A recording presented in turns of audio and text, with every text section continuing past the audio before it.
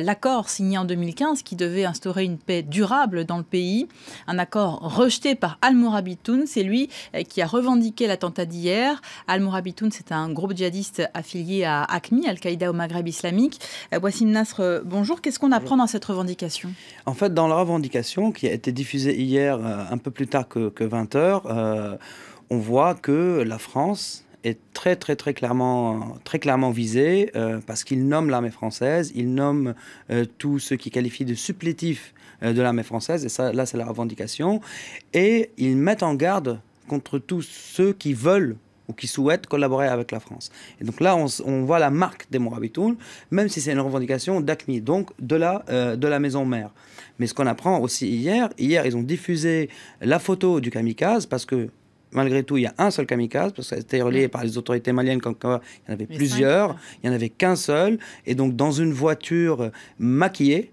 Et là aussi, on a l'empreinte des Mourabitoun, parce que l'attaque contre l'aéroport de Gao, ils l'ont fait aussi avec 2 voitures maquillées aux couleurs des Nations Unies.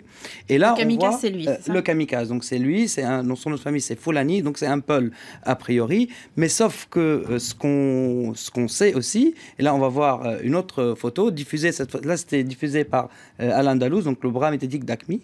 Alors que la même photo, et là on voit, avec la date du 3 décembre, avait été diffusée par le groupe Mourabitoun concernant un autre attentat. Donc on voit qu'il y a erreur. Présenté lui aussi comme le kamikaze. Présenté aussi comme un kamikaze dans un attentat précédent qui datait du 3 décembre. Donc, même si la revendication est valide, il y a un grand doute aujourd'hui sur la personne qui a commis cet attentat, vu qu'il a déjà été présenté comme kamikaze dès le 3 décembre. Quelle est la nature aujourd'hui des relations entre AQMI et Al-Mourabitoun? En fait, Al-Mourabitoun est Belmokhtar, qui est à la tête des Mourabitoun. Qui n'est pas mort, donc. Et qui n'est pas mort, d'ailleurs. Il y a eu des rumeurs dernièrement. En tout cas, périodiquement, il y a des rumeurs comme quoi il est mort, mais ce n'est pas encore le cas. Ils ont eu, en tout cas, Belmokhtar et Drukdel ont eu une relation assez conflictuelle.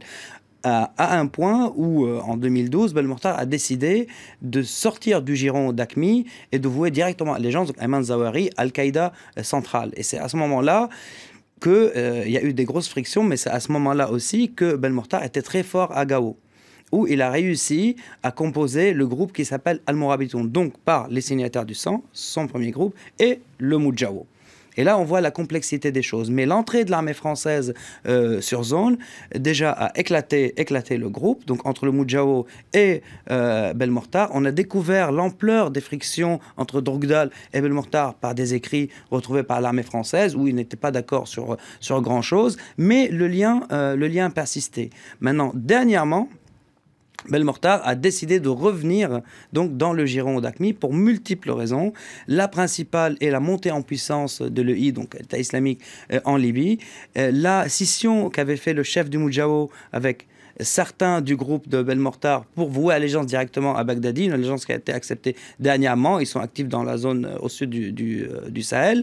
Mais aussi, on a vu que AQMI avait accepté un vœu pieux, avec tous les guillemets qui s'imposent, de Belmokhtar d'agir au sud du Sahel. Ce qui était tout à fait inacceptable pour Drukdel à l'époque. Et aussi la logique de Belmokhtar de ne pas aller à la confrontation directe avec l'armée française et de commettre des attentats. On voit aujourd'hui tous les attentats en la ceinture des Mourabitoun. Premier attentat commun entre Mourabitoun et AQMI, c'était celui de Bamako. Donc le premier. Et on voit aussi les attentats commis par les Mourabitoun au nom d'AQMI, encore une fois, dans des pays comme la Côte d'Ivoire, l'attentat du Grand Bassam. Donc on voit que les demandes de Belmokhtar ont été satisfaites par AQMI, bien sûr avec l'aval d'Al-Qaïda, mais il ne faut pas non plus imaginer que c'est une armée avec une hiérarchie, c'est des cellules complètement éclatées qui agissent chacune comme elles le voient, mais on voit encore une fois que Belmokhtar a eu ce qu'il voulait d'après les opérations qui se multiplient dans différentes zones.